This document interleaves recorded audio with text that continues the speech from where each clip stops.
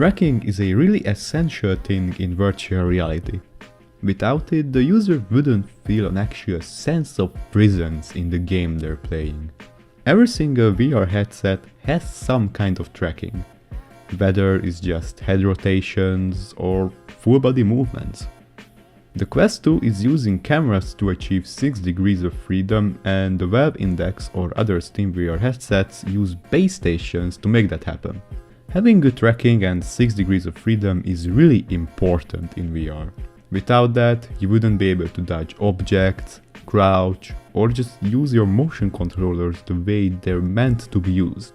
Tracking with cameras might work pretty well on some headsets, but of course base station tracking has a lot of benefits.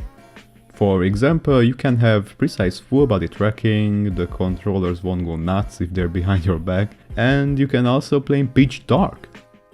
But a laser tracked headset isn't as portable as a Quest 2, for example. Anyways, in case you didn't know, headsets with inside-out tracking rely on the cameras on the headset scanning the room around you. If the cameras can't see your surroundings, the headset won't be able to get 6 degrees of freedom working. Now, there are some ways to make your headset work in the dark with IR lights, and the Mystical made a good video about that, so I recommend checking that out. Okay, but what if I don't need tracking, but I still wanna play VR games?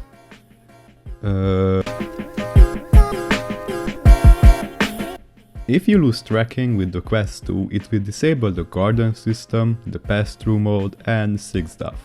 Your controllers will be in front of you and you will be able to rotate them, but you can't really move them anywhere. And of course, you will be able to look around. I like to call this the Oculus Go with better controllers mode.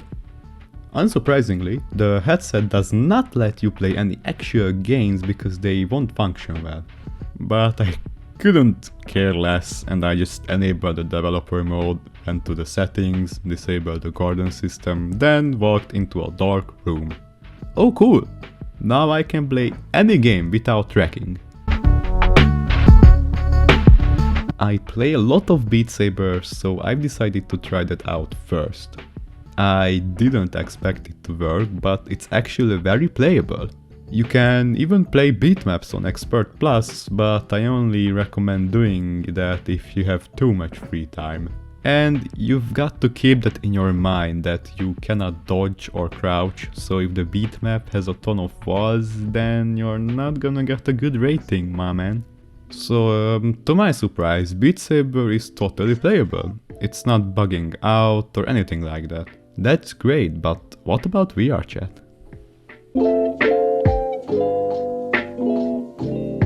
VRCHAT is also playable.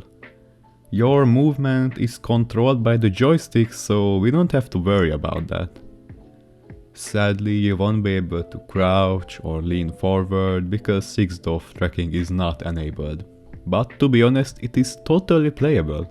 I had a nice chat with a few peeps in the Black Cat and I had no problems with anything. Of course, it wasn't that free, but it was 100% playable. Controlling the camera was a pain in the ass, but that also worked. And I managed to take some nice pictures, so it's good. Now, I've also tried Pavlov's Shack and it was a huge chaos. I didn't try going into the shooting range, I just straight up went into a public team deathmatch round. And first I was like, this isn't so bad. And that lasted for 5 seconds because after I realized that I can't aim at all. I obviously wasn't surprised, but I think I did get 1 kill in the end.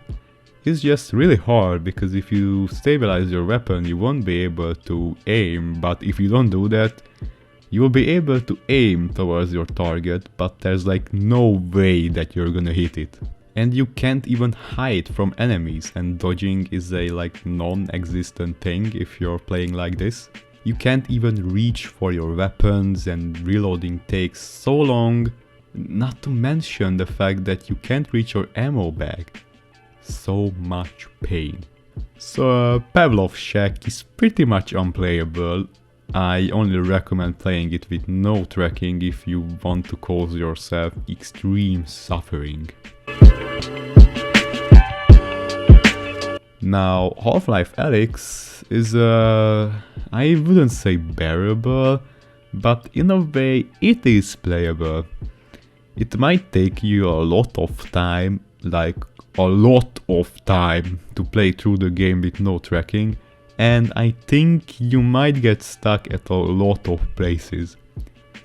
So just don't try playing the game like this. Even just picking up an object with the gravity gloves was a pain in the goddamn ass. Then putting it in the backpack was also a huge challenge. Don't even mention how hard it is to aim. So like the movement and the looking around was fine, but it's not worth it.